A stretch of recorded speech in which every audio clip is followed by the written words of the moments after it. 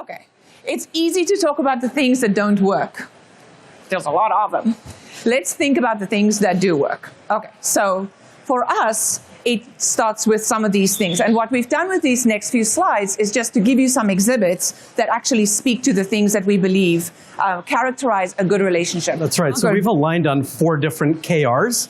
So for those of you that don't know what OKRs stand for, it's objectives and key results. And these 4 KRs are cross-functional. So it's not just sales and marketing. Product might be included, customer success might be included, and this drives organizational alignment throughout. So one that really stands out to me is just aligning on the product market fit. So GHSA stands for Greenhouse Sourcing Automation. This was a company that we acquired about 1.5 years ago called Interseller, and we've integrated them into our product offering. So what we're doing with this KR is actually measuring the success that our customer base is having adopting that product. So that's not only ensuring that sales is selling to the right buyer, that they actually have intent to use the product correctly, but it also ensures that marketing has a play in terms of educating our existing customers, and product is working on the things that actually drive adoption. I want to build on what Ankur is saying here, because the beauty of this OKR is sort of very at the top, very wide about what revenue target we're pursuing. But as you get more into the KRs, you actually get a sense of some of the prioritization that also would steer the planning and the campaign development and the prioritization that marketing would then have, the choices that marketing would have to make. So having shared OKRs and having kind of core metrics for that then sort of seeps into the next thing, which is shared projects. Actually, SaaStr is a really great example of shared projects, where from a field marketing perspective, we all sit down and we say, okay, who are the audiences that we want to reach? Where do they live? How are we going to find them? What are the roles and responsibilities that we as marketing and sales want to have? And before we actually get to an event like this, we've got everything pretty much worked out in terms of who's going to do what metrics do we want to see as success coming from the event, and then we never have to ask Ankur's team about a fast follow-through, because before this day is out, the follow-through would start to happen. And it sounds very simple and actually basic. It is simple. But if you never have those conversations and you never make those agreements, you never get the outcome that you're looking for. Oftentimes you'll find, in my opinion, without the framework, without objectively thinking about attending an event like SaaStr, what the outcome should be, who you're targeting and why you're targeting them, it gets messy, right? And sales teams just aren't executing on the right mission at hand. Right. So planning.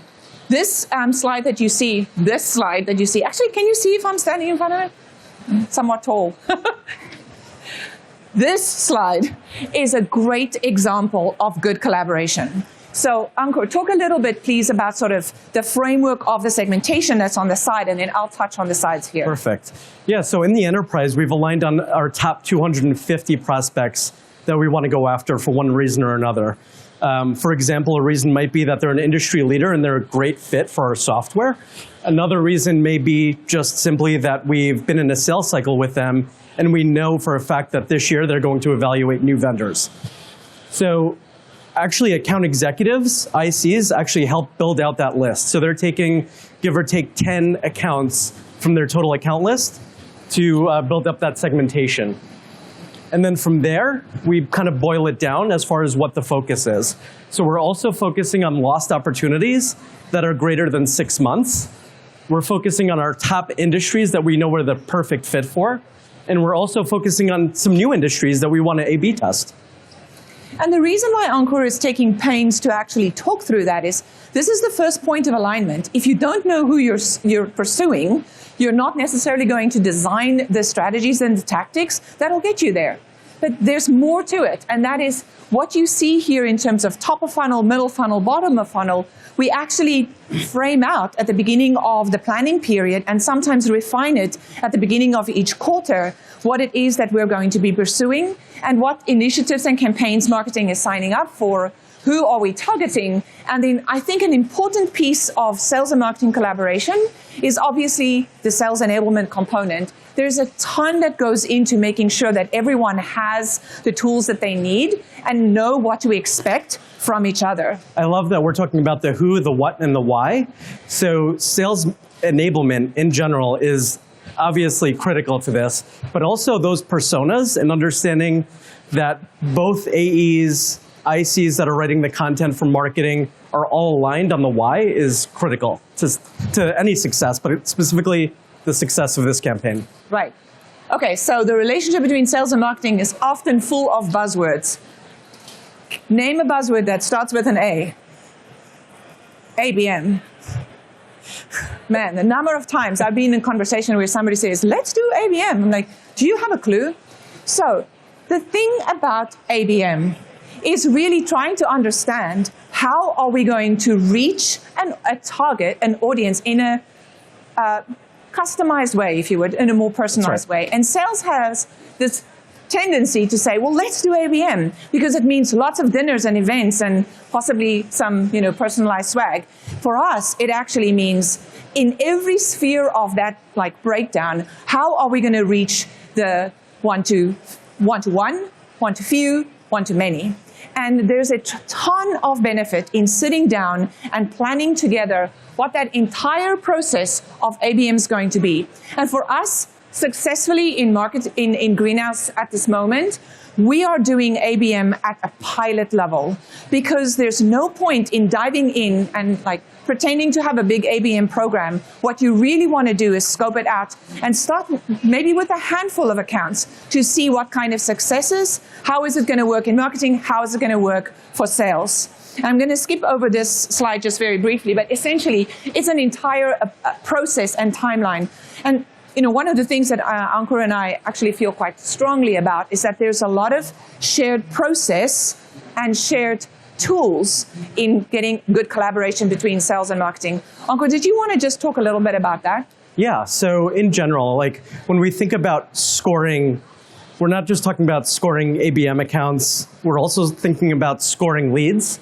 And I think that's really critical, aligning on lead scoring at the earliest level, but then also focusing on prioritizing those very high priority opportunities through marketing, spending dollars on ads, et cetera. Right.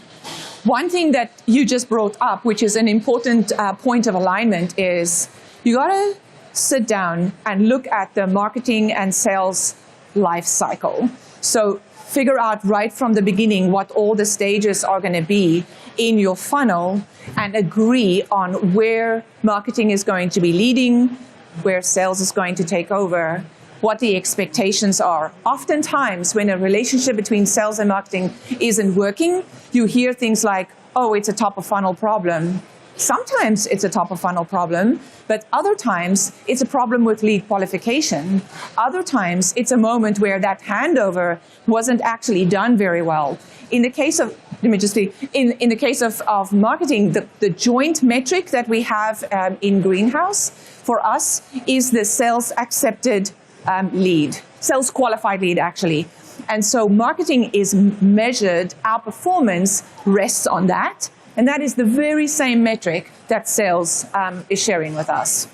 Yeah, and I was just going to mention that on the right-hand side, you can see that there are different folks that are involved in this. So from SDRs to AEs to marketing, but we also talk about building out that sales process, which I think is really critical. So on the right-hand side, we have a tidbit there that talks about accelerating deals and creating that toolkit to help AEs validate, prove, negotiate, and close. We're actually leveraging marketing to share specific content that we should serve up to our buyers at specific stages to help accelerate that sales process. And that's been immensely valuable. And we actually have a little secret sauce here. We do our tech stack together. It goes beyond Salesforce.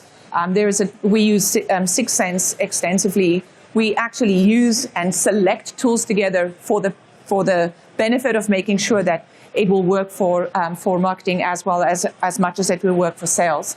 I'm going to segue to the next thing, which is when you get it right and the collaboration is there, it looks like this. This is, on this process, you get a sense of the entire cycle of a deal where marketing at the beginning is doing a lot of the generating of the contact, of the engagement, et cetera, et cetera. Then the lead becomes active, it's actively being worked by sales, and then the lead goes a little bit, or the contact goes a little bit quiet, some of the things that marketing can do to actually stimulate velocity in the funnel all the way through to the end. This is the kind of stuff that truly signals close, positive collaboration. It's like magic. All right. That actually has helped us double enterprise revenue in the last 18 months, being really specific, targeted, knowing exactly where each prospect sits within the funnel, what their intent looks like, how likely they are to buy. It allows for management intervention, allows for product intervention, it allows for us to speed up legal. So just creating this heat map of sorts has helped us a lot. Okay, we're getting to the communication piece and also towards the end here. So love languages. If you've read anything about love languages, they have nice packaging around it. So there are 3 love languages that really characterize good, clear, positive collaboration between sales and marketing. I'll take a stab at the first one. So words of affirmation. So Carin is always at our sales acceleration events, which is also known as a kickoff. We have quarterly kickoffs. We have annual kickoffs. We ensure to have marketing representation there. We celebrate our wins. We talk about how marketing has helped accelerate a deal. We talk about the work that marketing has put in over the course of a quarter, over the course of a month. And we celebrate those wins of ICs actually partnering together to either unblock an opportunity or create a new one. I want to give a big shout out to my partner in crime, CRO Sean Murray. He never lets an opportunity go by to actually do a shout out to the marketing team. And it's so appreciated, especially when you're doing it in a public and vocal forum, and very much try to reciprocate that. Under active service is really about listening. It's about not necessarily going, oh my God, what do you want now? And rather saying, okay, I see the challenge of this particular deal, or I see the challenge of this particular audience that we're trying to pursue. Listening to those requirements, and maybe, just maybe, also adjusting that whatever the plans are that you have made up to this moment, and testing to see if a new way of doing something is going to get us there. So acts of service, really like leaning into the relationship and the conversation. And then the last one. Quality time, I love it. So for salespeople, we love to spend time in person, get out of the virtual office. And I can tell you that it's helped immensely to spend time with Carin in Cannes a couple of months ago. And I brought our little baby, and it was a lot of fun. But I think spending time in person, getting out of the virtual office, ensuring that you're collaborating in real time, ensuring that it's communicating, you're communicating to your entire team what's taking place, inviting folks from your team to collaborate. It's been immensely helpful for us as well. So our key takeaways for you, and I think you've picked up on a whole bunch of them. These 3 things, shared metric, frequent celebrations, and making time together, we've just spoken about them. But there is one other, I think, really critical thing, and it's about executive leadership alignment. If you're going to have a positive sales and marketing collaboration, it actually starts at the top. It starts with the go-to-market leaders that are hired by the CEO. It starts at the support of the CEO for those 2 leaders to collaborate, and then for those leaders to role model the relationships and the behavior. And in Greenhouse at this moment, we have levels of collaboration that goes way beyond CMO and CRO. It goes into operational teams, revenue leadership, marketing leadership, and a thing called customer acquisition, SLT, which is where we are all sitting around the table every 2 weeks talking about what's happening in our acquisition, in our pipeline, across our sales. Ankur, can you bring us home? Yes. So in closing, I hope you all walked away with something valuable. The one part I really want to speak about again, because it's immensely valuable for everyone, not just us at Greenhouse, align on that one North Star metric. Do it once a year and ensure that all teams are tracking towards that metric and back it up quarterly. Plus 1,000. All right, that's our story. If you have any questions, please see us at the booth at Greenhouse. And I will just say one thing. When you get it right, it's a joy to be in both marketing and sales. All right, thanks everyone. Thank you.